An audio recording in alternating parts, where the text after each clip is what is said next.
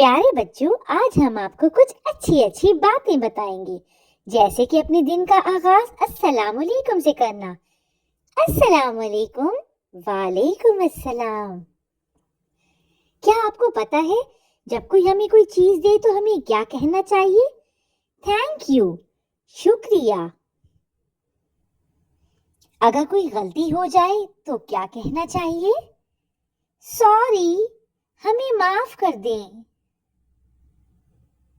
آخر میں سب سے ضروری اور اہم بات، مدد کرنا، جیسے کسی مریض کی مدد کرنا، کسی کو کھانا کھلانا یا پانی پلانا۔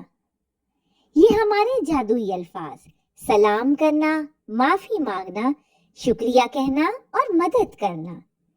شکریہ کہنا مت بھولو، معاف کرنا یاد رکھو، مدد کرنا ہے اچھا کام، سلام کرو صبح و شام۔